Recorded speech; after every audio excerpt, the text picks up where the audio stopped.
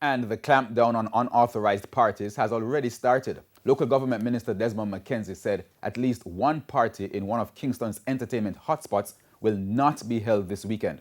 Mr. McKenzie addressed this matter in a virtual town hall this afternoon. Certain flyers going around advertising events for marketplace. That event has no approval from the KSMAC. Anyone who attempts to stage any event at the marketplace over this weekend, whether tonight, tomorrow night, or any other night, without the requisite approval, this is one time I am going to say that event nah keep.